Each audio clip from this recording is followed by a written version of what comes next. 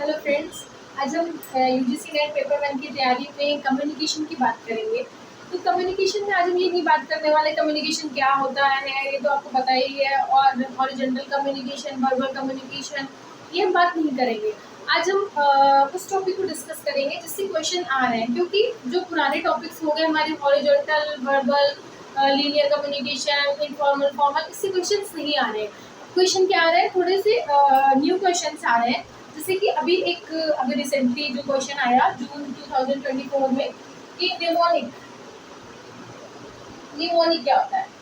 अब ये निमोनिक ये वर्ड हमारे कम्युनिकेशन से ही आया। कम्युनिकेशन में ही हमारे निमोनिक पढ़ते हैं हम इसको। इसका मतलब होता है कि जब हम किसी चीज़ को लर्न करने के लिए अपनी निमोनिक फॉर्म कर लेते हैं, ABCD टेक्निक, एक्शन, बिलीव, ऐसे करके फर्स्ट वर्ड याद कर लेते हैं, उसको निमोनिक कहते हैं। बात ये नहीं कि आपको निमोनिक पता है कि नहीं, बात ये कि अब इस चीज़ से हमें ये पकड़ना है कि पेपर कैसे फॉर्म हो रहा है। पेपर ऐसा पहले जैसा नहीं आ रहा है, रिपीटेड क्वेश्चन हो गए और इजी से नहीं आ रहा है, थोड़े से उसको मॉडिफाई करके आ रहा है।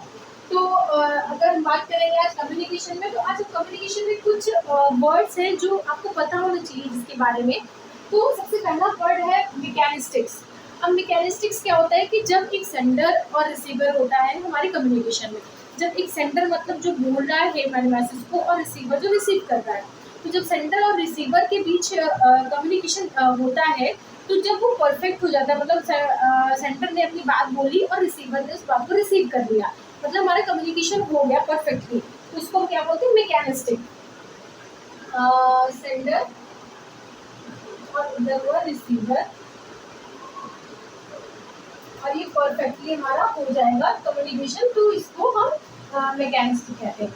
ये जो सारे वर्ड्स हैं आपको ये पता होना चाहिए कि हमारे कम्युनिकेशन से रिलेटेड है। हमारे क्योंकि ऐसा क्वेश्चन ऐसे आता है कि mechanistic, psychological, social interaction, systematics, तो इसमें से कौन सा ऐसा वर्ड है जो हमारे कम्युनिकेशन से रिलेटेड नहीं है, तो इसमें कुछ एक एक्स्ट्रा वर्ड दे देगा। तो जैसे अब दूसरा है साइकोलॉजिकल।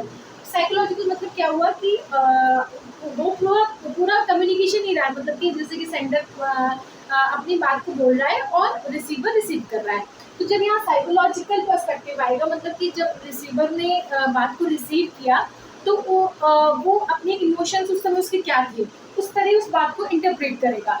तो ये हमारे इमोशनल एस्पेक्ट आ जाता है, कॉग्निटिव एस्पेक्ट इसमें आ जाता है, उसको साइकोलॉजिकल पॉइंट ऑफ व्यू कहते हैं कम्युनिकेशन का।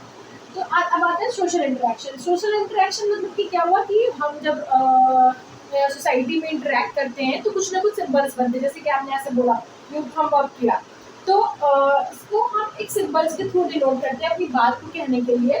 तो ये हमारे में सिंबल्स से रिलेट करता है। इसके बाद हमारा आता है सिस्टेमिक। सिस्टेमिक मतलब क्या हुआ कि हम जब अपनी बात को किसी सेंडर है, किसी रिसीवर को अपनी बात बोल रहा है, तो उसने किसी बात को अपनी तरफ से इंटरप्रेट किया।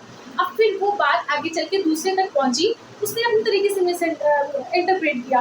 तो कोई भी बात, मैसेज कई तरीके से इंटरप्रेट हो सकती है, इसको हम इसमें क्या बोलेंगे, सिस्टेमिक बोलेंगे। सिस्टेमिक मतलब कि इंटरप्रिटेशन, ठीक है। अब बात आती है क्रिटिकल। क्रिटिकल व्यू क्या होता है कि मतलब कि कोई भी किसी भी पॉइंट में हम जब किसी भी चीज़ को चैलेंज करते हैं, क्रिटिकली देखते हैं, तो उसको हम क्रिटिकल पॉइंट ऑफ व्यू कहते हैं। मेरी ओवरऑल ये कहने का मतलब ये, आपको मोटा मोटा, इतना मैं बहुत ज़्यादा डीप में नहीं जा रही, मतलब मोटा मोटा आपको ये याद रखना है कि ये सारे वर्ड्स हमारे कम्युनिकेशन में आते हैं। ये वाले वर्ड सारे कम्युनिकेशन से रिलेटेड हैं। क्वेश्चन इससे आता है, जब आप क्वेश्चन सॉल्व करोगे तो आपको एलिमिनेशन मेथड में ये सारे वर्ड्स एलिमिनेट करने में आसान रहेंगे। तो सबसे पहले मैकेनिस्टिक्स, मतलब सेंडर ने भेजा और रिसीवर ने रिसीव किया, परफेक्टली हमारा कम्युनिकेशन हो गया, तो वो मैकेनिस्टिक हो गया।